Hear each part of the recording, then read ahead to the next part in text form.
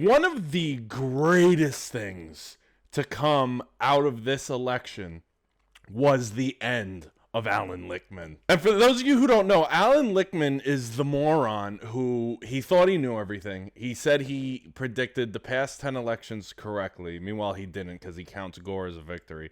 And said he has the infallible 13 keys.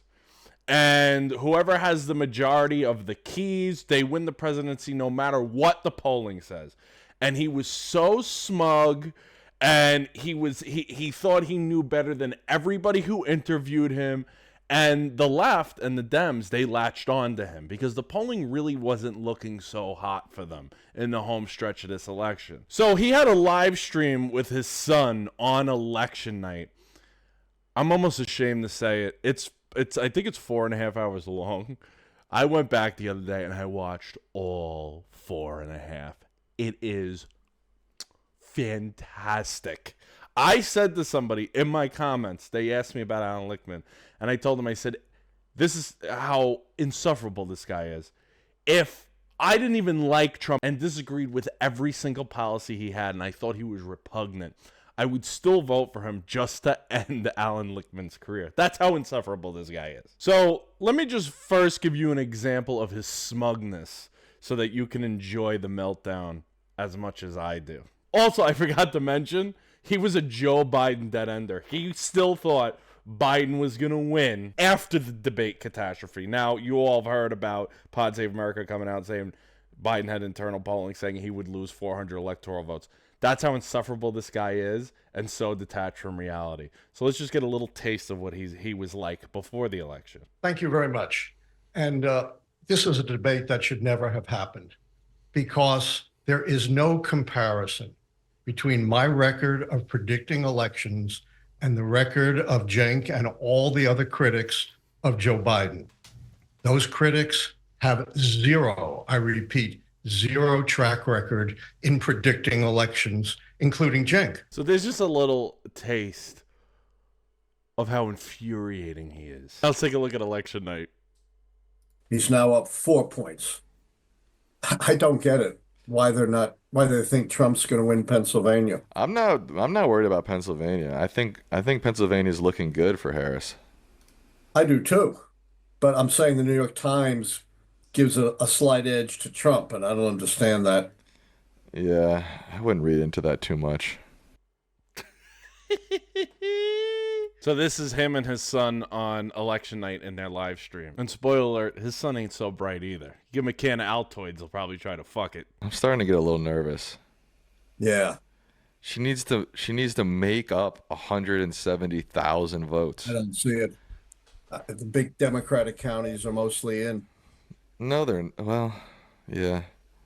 Shit. I just don't see it. Good thing I have nothing to do tomorrow. Yeah, I took off work tomorrow. And I'm not doing any interviews. Good. I'm done with that. Oh, he's miserable. Career over. Imagine live streaming the end of your career. So, you might be wondering, okay, did Allan Lichtman have any sort of introspection and say, hey, you know what? Maybe I turned the keys wrong, which technically he may have, or maybe the keys are bullshit. And what was his excuse for getting this so wrong after being so confident that his keys were infallible? Spoiler alert, no. He doesn't do any of that. It was some 10 million Biden voters who decided not to vote this time, and that's directly tied to misinformation. You know, they don't like Trump, but, you know, they're thinking, well, do we really Did Donald Trump not pick up more votes this time than he did in 2016? So, pardon me? Did Donald Trump pick up more votes this time than he did in 2016? Yeah, or but in not 2020? than he picked up in 2020, the most relevant last election. He picked up about the same. I think what I'm saying is that both sides can say things like this, like misinformation. It's hard to quantify that. If you don't let me make my points, why do you have me on? No, we love it. It's a conversation. It's spirited. I think there's a little bit of a delay. We're done.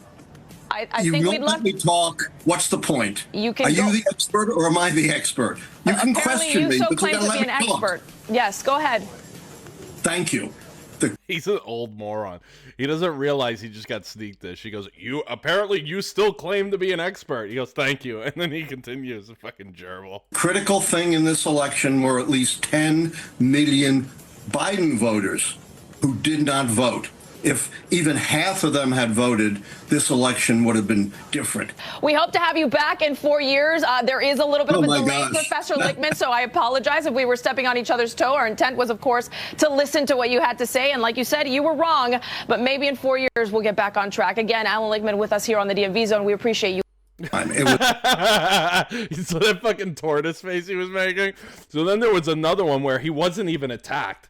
And he had a total meltdown again. So he's one of these Ivy League people that he has nothing else. His personality sucks. He's not funny. He's probably shitty in bed. He's probably just a total bore. He's not tough. All he has is his intellect. That's all of his self-esteem is tied to that. So this is, whereas like me and you would be like, I got it wrong.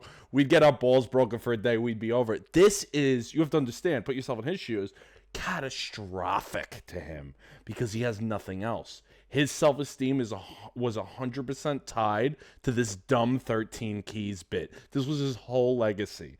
And he couldn't get past his TDS in his dumb fucking brain because apparently, from what I heard from people, by his own 13 keys, and by the way that you're supposed to apply them and turn them, apparently it predicted, the keys predicted Trump winning, but his interpretation of his own keys were wrong. So he would have been right if he didn't have TDS and would just predict the keys how they were meant to be predicted. You can see a pattern here.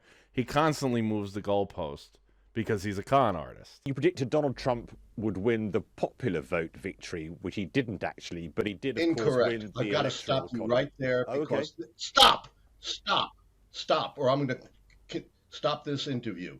You are spreading misinformation. And, there has been this concerted campaign against me that started, by a couple of wannabe unknown journalists claiming I didn't predict Donald Trump's victory. That is an outright lie. So thank you, America, for making him totally irrelevant. Thank you guys so much for watching. Please don't forget to like and subscribe. It helps me tremendously.